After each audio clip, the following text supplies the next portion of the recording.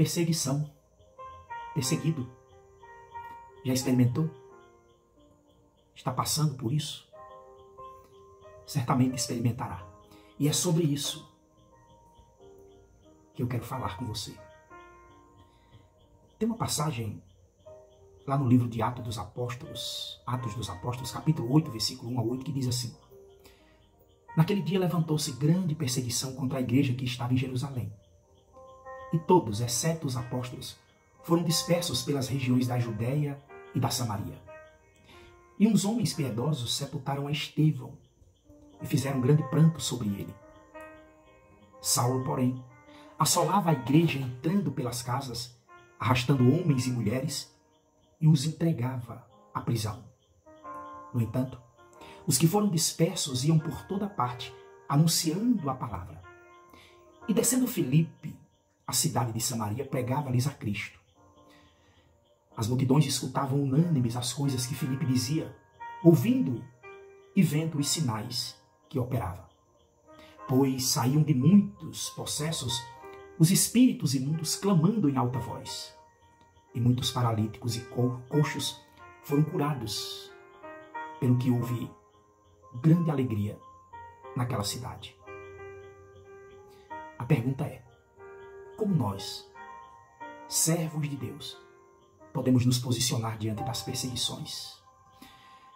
A Bíblia diz, queridos, que os que esperam no Senhor renovarão suas forças, subirão com asas como águia, correrão e não se cansarão, andarão e não se fatigarão. Isso está lá em Isaías, no capítulo 40, versículo 31. As águias, elas se colocam acima dos ventos e das tempestades com o auxílio de duas fortes asas.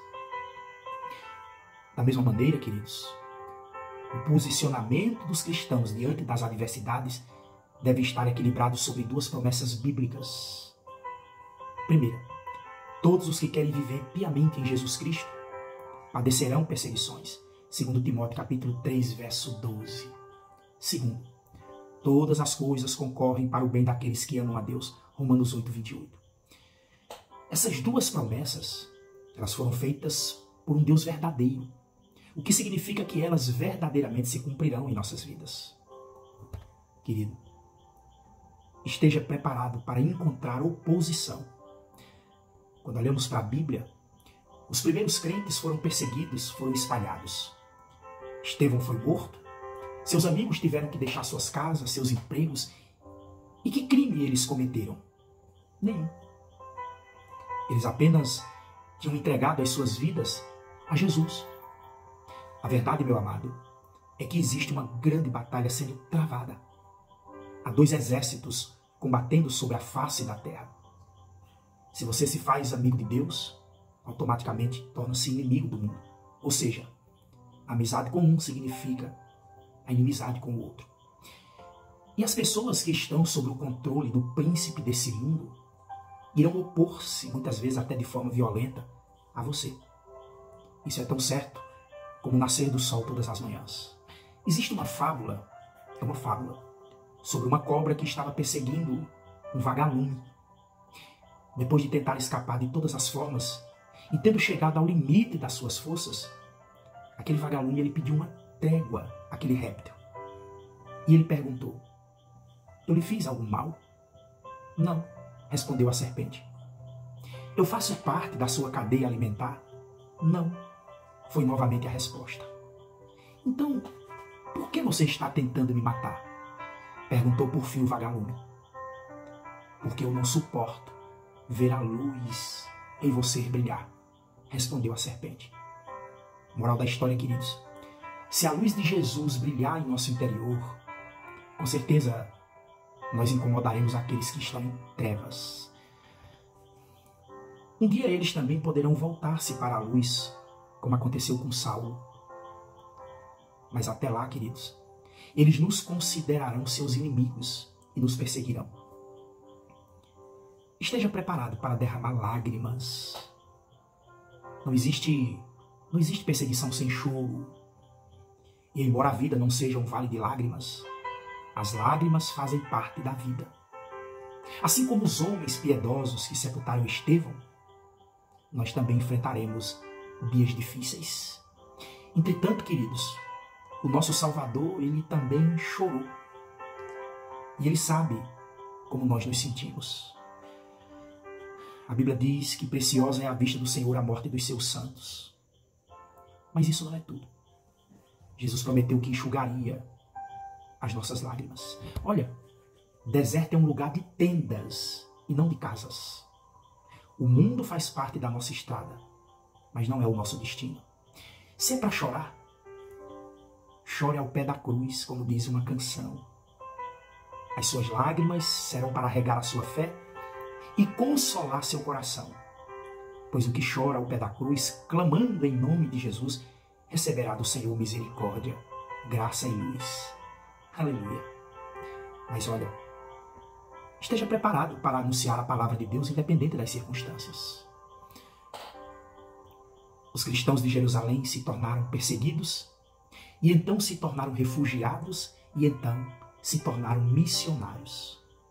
Eles não tinham ensino teológico formal, e na sua maioria não haviam convivido com Jesus.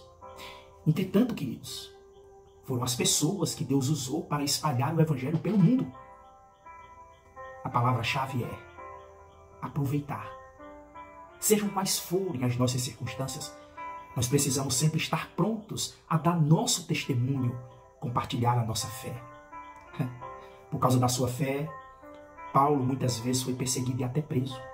Mas ao invés de se queixar, ele sempre aproveitou essas oportunidades para testemunhar. Preso em Filipos, ele evangelizou o carcereiro. Preso em Cesareia, ele evangelizou o rei Agripa. Certa feita, acorrentado a bordo de um navio no meio de uma tempestade, evangelizou os passageiros daquele navio. Lembre de uma coisa: você é o púlpito a partir do qual Deus está pregando os seus sermões. Não se envergonhe do Evangelho de Cristo. Esteja preparado para presenciar milagres. Olha que coisa maravilhosa. O diácono Filipe, ele chegou a Samaria. Provavelmente ele também havia sido vítima de ameaças, de perseguições. E como seus irmãos de fé, ele tratou de falar sobre Cristo. Imediatamente houve um grande mover de Deus naquele lugar. Tenhamos sempre em mente, queridos, isso. Deus é fiel. E Ele jamais abandona os seus servos. Quando enfrentamos as perseguições com coragem, com fé, Ele realiza grandes coisas em nossa vida e através dela.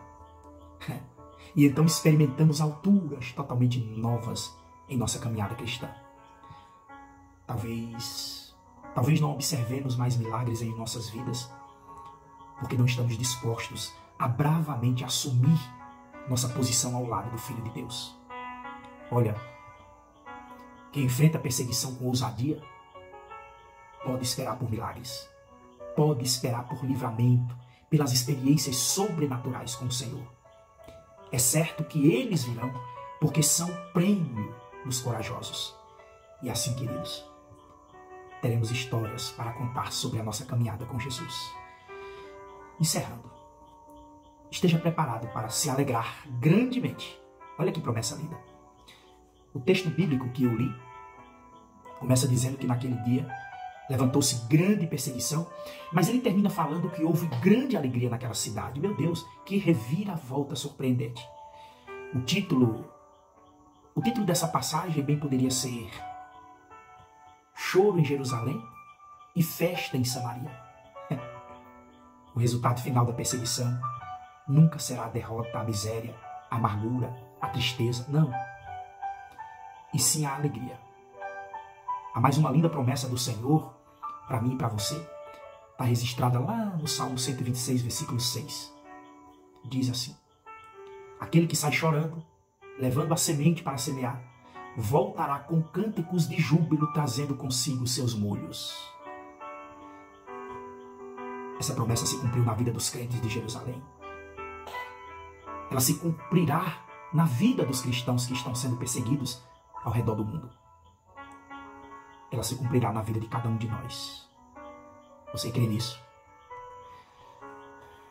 A questão não é se as perseguições virão ou não. Elas sempre farão parte da vida daqueles que desejam viver como cristãos consagrados. A questão, queridos, é como nós as enfrentaremos. Porque a Bíblia diz que todas as coisas concorrem para o bem daqueles que amam a Deus. É para você. Talvez você esteja se deparando nesse exato momento com algumas perseguições, ameaças, calúnias, mentiras com o teu nome, injustiças. Deus está te dando o privilégio, de se unir aos mártires, aos refugiados, interceda por eles. Procure imitar a sua disposição e fé. Se as tribulações se constituem em provas na nossa jornada espiritual, desejemos ardentemente ser aprovados. Que as montanhas, vales, desertos, mares de adversidade nada mais consigam do que se transformar em caminhos que nos levem mais perto do nosso bendito Salvador. Deus abençoe a sua vida. Obrigado por essa paciência de me ouvir. A paz do Senhor.